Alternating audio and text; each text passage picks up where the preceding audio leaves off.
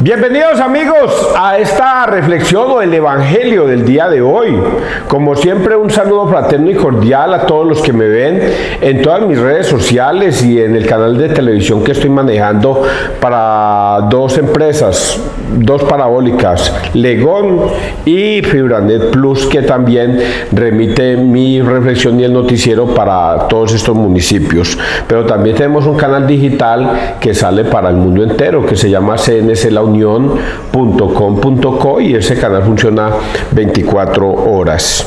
Bueno, hoy vamos a hablar de un tema que para nosotros es, ¿cómo decirlo? Todos lo sabemos. Todo mundo lo sabe, todo mundo lo sabe. Y es que Dios es un Dios misericordioso, lento a la ira y a la cólera, pero rico en piedad y perdón. De ese Dios es que vamos a hablar hoy, de la misericordia de Dios. Entonces aquí nos cabe un punto antes de iniciar, es: ¿cómo puede ser posible que existan personas tan malas en el mundo? Y que si se arrepienten en el último minuto de su vida, Dios los perdone. Esa es la misericordia de Dios.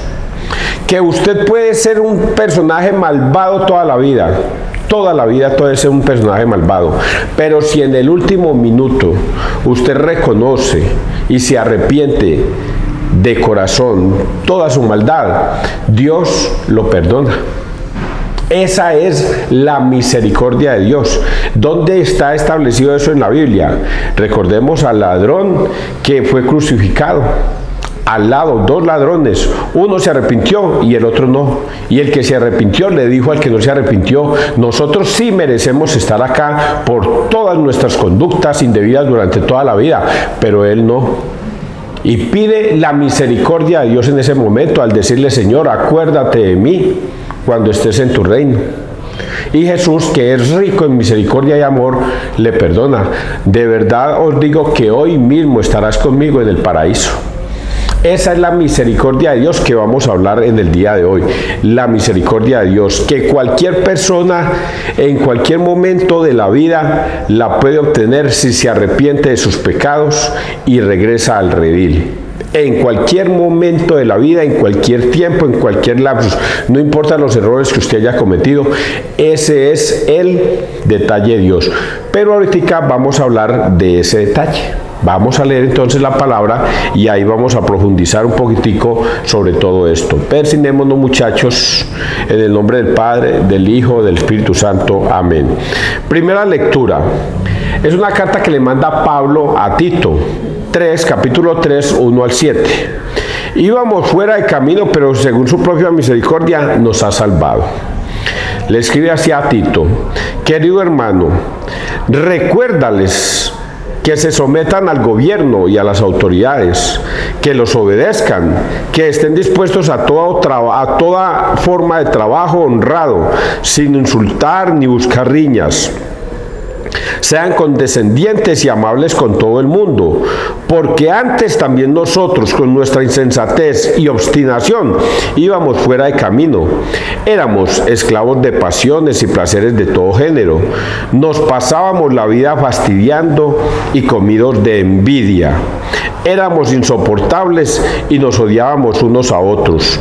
Mas cuando ha aparecido la bondad de Dios y su amor al hombre, no por las obras de justicia que hayamos hecho nosotros, sino que según su propia misericordia nos ha salvado, con el baño del segundo nacimiento y con la renovación por el Espíritu Santo. Dios lo derramó copiosamente sobre nosotros por medio de Jesucristo, nuestro Salvador. Así, justificados por su gracia, somos en esperanza herederos de la vida eterna. Palabra de Dios, te alabamos a ti, Señor Jesús. Vamos a poner esto en dos contextos, porque aquí hay dos contextos diferentes. El primero es que pareciera que Tito le pide un consejo a Pablo sobre cómo debe ser el comportamiento de ellos para con las autoridades, para con el gobierno. cómo debemos comportarnos para con el gobierno. Recordemos que eso mismo le dijo a uno de los fariseos a Jesús, cuando lo pusieron a prueba. Y la prueba era: ¿debemos pagar los impuestos a Roma o no? Esa era la prueba que le pusieron a Jesús. ¿Debemos o no debemos pagar los impuestos a Roma? Solamente para ponerlo a prueba. Y ahí es cuando Jesús le responde: saquen una moneda, pásenmela. Y le pasan la moneda y dice: ¿de quién es esta inscripción? ¿De quién es esta silueta? ¿De quién es esta cara? Pues es del César. Ah, bueno, pues denle al César lo que es del César y a Dios lo que es de Dios. Y los dejó callados. Es esto mismo que hoy le están pidiendo el consejo a Pablo. Pablo, ¿qué debemos hacer con el gobierno? ¿Qué debemos hacer con las leyes? ¿Obedecemos o no obedecemos? Y Pablo les responde en ese primer contexto que les estoy diciendo: recuérdales que se sometan al gobierno y a las autoridades, que los obedezcan, que estén dispuestos a toda forma de trabajo honrado y sin insultar ni buscar riñas. Sean condescendientes y amables con todo el mundo. El consejo es ese: si las leyes nos ponen decretos, debemos obedecerlas. Debemos cumplirlas, debemos ser obedientes con las leyes del gobierno. Denle al César lo que es del César. Es el primer contexto que le está diciendo Pablo, consejo a Tito y a ese pueblo, que se pongan en obediencia con el gobierno, respetando sus leyes y no generando contiendas. ¿Qué cuentos de ir a levantar los brazos por allá? ¡Abajo Petro! ¡Abajo Petro! Nada de esas cosas. No se pongan con esas pendejadas, sino que sencillamente obedezcan. La ley se hizo y se debe cumplir, y usted obedezca la ley. Es el primer consejo que les da. Pero ¿por qué debemos obedecer esto? Viene el segundo contexto. Vamos a decir que Tito le dijo: pero ¿por qué debemos obedecer esto? Y entonces Pablo responde: es que nosotros éramos así antes. Antes de la venida de nuestro Señor Jesucristo, nosotros manteníamos pecando. Nosotros no éramos merecedores del reino de los cielos por nuestros pecados, por nuestras lujurias, por nuestras formas de ser y de actuar en la vida. No éramos merecedores del cielo ni del perdón de Dios. Todos nos condenábamos, todos. Porque nadie cumplía los 10 mandamientos, nadie los cumplía, y por lo tanto nadie era merecedor del cielo. Nadie. Es lo que está diciendo acá. Lo voy a leer un poquito para que lo entiendan en esa parte. Aquí. Porque antes también nosotros, con nuestra insensatez y obstinación, íbamos fuera de camino. O sea, íbamos fuera de camino no íbamos por el camino hacia el cielo, no, estábamos perdidos totalmente. Éramos esclavos de pasiones y placeres de todo género. Nos pasábamos la vida fastidiando y comidos de envidia. Éramos insoportables y nos odiamos unos a otros. Así éramos antes de la venida de Jesucristo. No existía entre nosotros el perdón de si alguien te pone una mejilla, colócale la otra. Oigan, a este le meto patada. No existía si alguien te quita algo, dale hasta la capa. Eso no existía. No, todo el mundo era lleno de venganzas, de odios, de rencores, de envidias, de lujurias, de pasiones desenfrenadas. Todos éramos pecadores. Pero, dice acá, vino Jesucristo a darnos esa salvación. ¿Y cómo nos la da? Aquí está escrito: mas cuando ha aparecido la bondad de Dios y su amor al hombre, no por las obras de justicia que hayamos hecho nosotros, sino que según su propia misericordia nos ha salvado. ¿Y cómo es la misericordia de Dios? Pues que si antes nosotros no teníamos ese poder de salvación porque éramos lujuriosos, pecadores, envidiosos, llenos de odios y de venganzas, habitaba el mal en nosotros, Dios con su infinito amor nos regaló a su Hijo.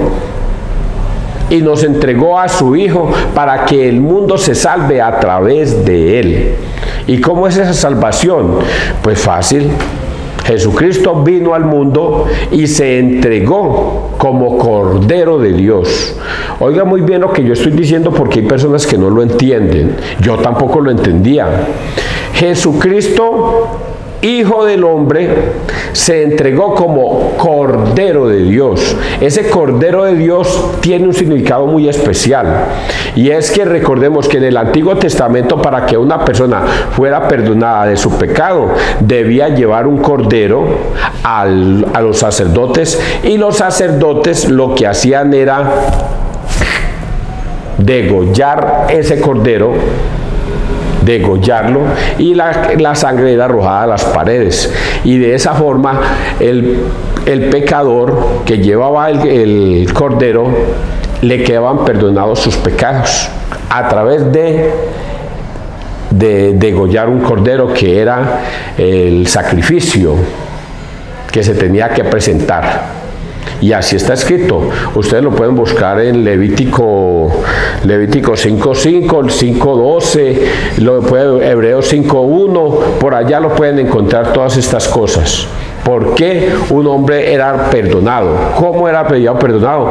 Porque entregaba en sacrificio un cordero sin mancha. Y ese cordero era sacrificado por el perdón de los pecados. Por eso Jesucristo, por eso les dije la palabra cordero. Jesucristo, Hijo del hombre, es entregado como Cordero de Dios para el sacrificio del perdón de nuestros pecados. Eso es lo que yo quisiera que ustedes entendieran muy bien, que Jesucristo es entregado como Cordero. No se les olvide esa palabra, Cordero de Dios, que quita el pecado del mundo. Por eso cuando Juan el Bautista lo vio pasar, dijo: he ahí el Cordero de Dios que quita el pecado del mundo. Cuando vio a Jesús pasar, el mismo Juan el Bautista dijo: he ahí el Cordero de Dios que quita el pecado del mundo. Entonces ese Cordero de Dios tiene mucho significado. Para que nosotros los católicos que de pronto no lo entendían, ahora sí lo entiendan. Él se entregó como Cordero de Dios para el perdón de los pecados, y está escrito aquí en Pablo: nos ha salvado con el baño del segundo nacimiento y con la renovación por el Espíritu Santo. Dios lo derramó copiosamente sobre nosotros por medio de Jesucristo, nuestro Salvador. Así, justificados por su gracia, somos en esperanza herederos de la vida eterna. Por eso somos herederos de la vida eterna, porque Jesucristo dio su vida como Cordero de Dios, fue llevado al matadero, crucificado, muerto y sepultado, pero el tercer día resucitó. Y ahí es cuando nosotros recibimos por herencia y somos coherederos del reino de los cielos. Ay, yo entiendo eso tan bonito, hombre. Antes no lo entendía, muchachos. Antes no lo entendía, pero ahora lo entiendo perfectamente. Ojalá ustedes lo entiendan, pero voy a agregar algo más. Si alguien quisiera debatir conmigo estas cosas y decirme o explicarme o enseñarme, hágale, papito, llámeme, debatamos, porque a mí no me da miedo debatir la palabra de Dios. No es que yo voy a hablar de la palabra de Dios, que acaso va a ser la palabra mía. Yo acaso voy a defender una teoría mía. Yo no voy a defender nada. Yo voy a explicar lo que está escrito en la Biblia. Por lo tanto, si una persona me dice: César, es que eso no es así. Ah, no es así. Bueno, entonces vamos a leer juntos qué es lo que sí es así, porque lo que está escrito es palabra de Dios. ¿Acaso es palabra mía? Vamos a leer el Salmo. Salmo 22. El Señor es mi pastor, nada me falta. El Señor es mi pastor, nada me falta. En verdes praderas me hace recostar. Me conduce hacia fuentes tranquilas y repara mis fuerzas. Me guía por el sendero justo, por el honor de su nombre. Aunque camine por cañadas oscuras, nada temo. Porque tú vas conmigo, tu vara y tu cayado me sosiegan. Preparas una mesa ante mí, enfrente de mis enemigos. Me unges la cabeza con perfume y mi copa copa rebosa. Tu bondad y tu misericordia me acompañan todos los días de mi vida, y habitaré en la casa del Señor por años sin término. El Señor es mi pastor, nada me falta. Salmo 22. Oiga, yo confundo mucho el Salmo 22 con el Salmo 91, porque es que se parecen. Digo que se parecen esos dos salmos, el Salmo 22 y el 91 se parecen. Pero voy a decirles algo práctico para mi vida.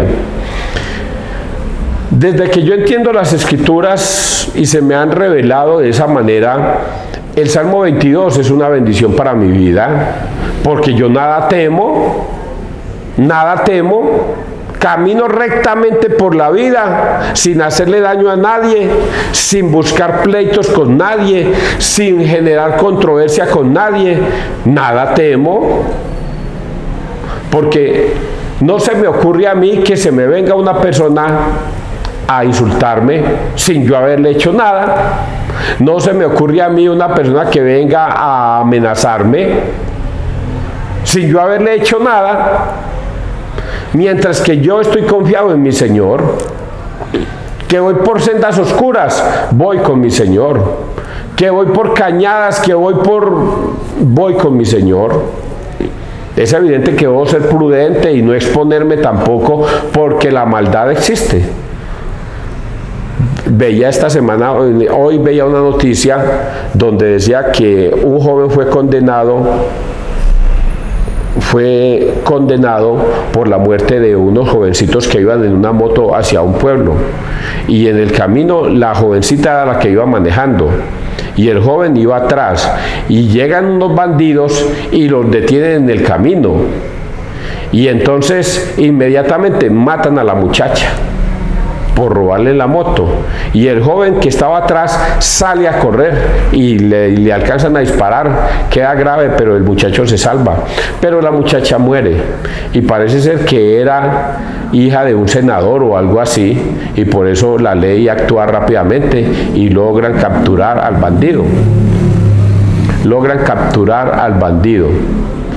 La muchacha seguramente que iba con Dios, seguramente que iba confiada, seguramente que confiaba en Dios, en que la iba a proteger y todas esas cosas, pero apareció la maldad en el camino y ese malvado le quitó la vida.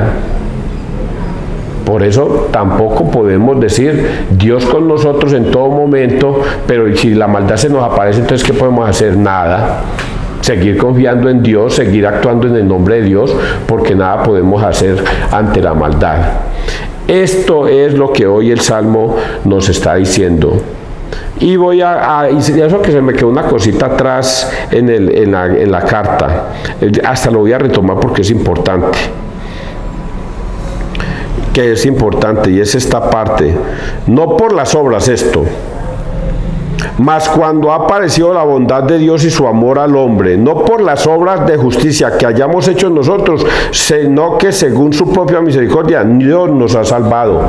¿Se acuerdan que ayer estuvimos leyendo una frase donde decíamos, siervo inútil, pasa al banquete del Señor, y que Dios nos obligaba a hacer obras de caridad, a ser buenos, a ser misericordiosos con la gente, y que todas esas cosas, y Dios nos dice al final, siervo inútil, has hecho lo que tenías que hacer. Pues hoy nuevamente nos recuerda esa palabra. Dice, usted no se va a salvar, óigalo bien, por eso lo quiero retomar, usted no se va a salvar porque ha sido bueno en el mundo, porque hace obras de caridad en el mundo, porque usted va a misa y porque usted pronuncia el nombre de Dios, o porque usted se confiesa, o porque usted comulga. Usted no se va a salvar por eso. No, usted se va a salvar por la obediencia que ha puesto en Dios, y porque Dios, lleno de misericordia, lo salva. se salva por lo obediente que ha sido, pero en últimas es porque Dios es misericordioso con usted y le perdona sus pecados. Y eso es por eso lo acabo de retomar, porque se viene el Evangelio, que es un Evangelio hermoso, que nos va a dar una pedagogía espectacular y que los protestantes, que a pesar de los protestantes, no la entienden, pero que nosotros los católicos lo entendemos muy bien. Esto que voy a leer es pura pedagogía de Jesucristo enseñándole a sus discípulos. Vamos a leerlo. Vamos a leerlo. Es pedagogía. San Lucas 17, 11, 19. No ha vuelto más que este extranjero para dar gloria a Dios. Una vez, yendo Jesús de camino de Jerusalén, pasaban entre Samaria y Galilea. Cuando iban a entrar en una ciudad, vinieron a su encuentro 10 hombres leprosos, que se pararon a lo lejos y a gritos le decían: Jesús, Maestro, ten compasión de nosotros. Al verlos les dijo: id a presentaros a los sacerdotes. Y sucedió que mientras iban de camino quedaron limpios. Uno de ellos, viendo que estaba curado, se volvió alabando a Dios a grandes gritos y se postró a los pies de Jesús, rostro en tierra, dándole gracias. Este era un samaritano.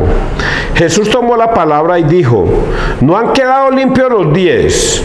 ¿Los otros 9 dónde están? No ha habido quien volviera a dar gloria a Dios más que este extranjero. Y le dijo: levántate, vete, tu fe te ha salvado. Palabra del Señor. Gloria a ti, Señor Jesús. Qué historia tan bonita, tan llena de misericordia. Óigalo bien, es una historia llena de misericordia que los protestantes la toman aquí así. Aparecen 10 leprosos gritando a lo lejos porque no se podían acercar: Señor, ten compasión de nosotros. Y el Señor les dice: vayan a los sacerdotes. Y mientras iban de camino quedaron curados. Uno de ellos se devolvió dándole gracias a Dios porque le ha curado de esa terrible enfermedad. Y Jesús dice: pero venga, yo no curé 10 porque apenas se devuelve uno. Y a ese le dijo: tu fe te ha salvado. Ahí, hasta ahí lo leen los protestantes, ahí queda. Pero apologéticamente aquí hay una enseñanza grandísima, que hay que escudriñar las Escrituras para descubrirlas. Entonces vamos apologéticamente a escudriñar las Escrituras. Empecemos escudriñando lo siguiente. Una vez yendo Jesús de camino a Jerusalén, pasaba entre Samaria y Galilea. Samaria es un pueblo de samarios, es un pueblo de protestantes, es un pueblo de paganos, es un pueblo que no cree en Dios. Por lo tanto, si va a ir de entre Samaria y Galilea, se va a encontrar a galileos que son judíos y va a encontrar a samaritanos que no creen en Dios. Y sigue diciendo: cuando iba a entrar en una ciudad, vinieron a su encuentro 10 hombres leprosos. Los hombres leprosos son hombres que la lepra es una enfermedad mortal que se le come la carne a las personas y comienzan a pudrirse la carne. Y estos hombres con esta enfermedad que es contagiosa son retirados de la sociedad, alejados en cuevas. No puede juntarse a nadie. Deben andar con una campanita diciendo: soy leproso, nadie se me acerque, para evitar el contagio. Es una ley que ha sacado el gobierno para que esa terrible enfermedad no se propague por todo el mundo. Entonces a ellos de una vez son excluidos y retirados. Esos leprosos saben, pareciera que ellos supieran que el hombre que va a pasar por ahí es el profeta Jesús, el que hace milagros, el que cura. Y ellos no se hacen esperar. Ven que va a pasar Jesús y saben que no se les puede acercar. Por eso dice acá que le gritaron desde la distancia a Jesús: Señor, ten compasión de nosotros. óigalo, 10 leprosos gritando, y entre esos leprosos aparentemente dice acá que había un samaritano.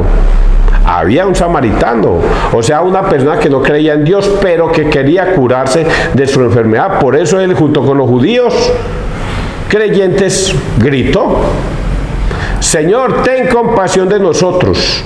Y aquí viene lo maravilloso que nosotros los católicos tenemos y que desafortunadamente los protestantes, gracias a los malos pastores, a esos pastores de demonios que han venido a usurpar y a tergiversar la palabra de Dios, sacaron a buenos católicos o malos católicos y se los llevaron a esas doctrinas de demonios. ¿Y cómo fue esto posible? Pues que Jesucristo les dice a estos hombres, pónganle cuidado a esto que voy a enseñar, que es pedagogía. Jesucristo, ¿por qué no lo curó inmediatamente? ¿Por qué no los curó inmediatamente, sino que les dijo: ir a los sacerdotes? Ir a los sacerdotes. ¿Por qué? Cuando vemos ahí en otro pasaje bíblico, dice que un leproso se le acercó a él y le dijo: Señor, si tú quieres, puedes curarme. Y el Señor le dijo: sí quiero, queda limpio. Y de una se le quitó la lepra a ese leproso. ¿Por qué a estos 10 leprosos? ¿Por qué no les dijo lo mismo? Sino que les dio esta orden: ir a los sacerdotes. Porque ese ir a los sacerdotes es muy importante. Es muy importante. Juan 20, 21, 23. El Señor les dio el Espíritu Santo a sus apóstoles y les dijo: vayan, a quienes les perdonéis los pecados, les quedan perdonados, y a quienes se los retengáis, les quedan retenidos. Les dio poder a los discípulos de perdonar pecados, a sus discípulos que son sacerdotes. A esos discípulos les dio poder de perdonar pecados. Por eso a estos leprosos les dice: vayan, quieren quedar limpios del pecado que tienen. La lepra es sinónimo de pecado. Quieren quedar limpios de esos pecados, vayan a los sacerdotes. Vayan a los sacerdotes. ¿Por qué Jesucristo no los curó personalmente? ¿Para qué lo mandó de los sacerdotes? Esa es la pedagogía que yo quiero que ustedes logren entender, que Jesucristo utiliza los sacerdotes aquí en la tierra para el perdón de los pecados. Utiliza a esos sacerdotes que son escogidos por Él. Hebreos 5:1, son escogidos por Él para el perdón de los pecados. Por eso los sacerdotes son embajadores de Cristo aquí en la tierra para perdonar pecados. Todo eso está escrito en la Biblia. Y por eso un pastor mentiroso viene y engatusa a un mal católico y le dice: ningún sacerdote tiene poder en la tierra para perdonar pecados, ninguno. ¿Cómo que no tienen poder? Entonces, si no tienen poder, entonces ¿por qué Jesucristo le dice a estos vayan a los sacerdotes? Id a los sacerdotes. ¿Por qué les dio esa orden si no tienen poder? Y mire lo que pasa: la misericordia de Dios se hace evidente inmediatamente. ¿Y cómo se hace evidente? Leprosos que se bajaron a lo lejos y a gritos le decían: Jesús, Maestro, ten compasión de nosotros. Al verlos les dijo: id a presentaros a los sacerdotes. Id a presentaros a los sacerdotes. Y sucedió que, mientras iban de camino, quedaron limpios. Mientras iban de camino, quedaron limpios. Ese mientras iban de camino, quedaron limpios, tiene una enseñanza muy grande. Por eso les dije que esto es pedagogía. Cuando Él les da la orden, vayan a los sacerdotes, ¿qué hicieron los leprosos? Se fueron para donde los sacerdotes. ¿Qué verbo conjugaron? Obediencia. Obedecieron. Ir. ¿Y ellos qué hicieron? Obedecieron a Cristo. Cuando le obedecieron a Cristo, inmediatamente quedaron limpios. No necesitaron ni siquiera llegar donde los sacerdotes, sencillamente obedecieron. Obedecieron lo que Dios nos manda hoy día para nuestro perdón de nuestros pecados. Juan 20, 21, 23. Ir a los sacerdotes. yo los mando, les doy el Espíritu Santo. A quienes les perdonéis los pecados, les quedan perdonados. Cuando usted tiene un pecado, cuando usted está lleno de pecados, ir a los sacerdotes a buscar el perdón de sus pecados, a buscar la cura de la lepra que usted tiene en esos momentos, que es un pecado.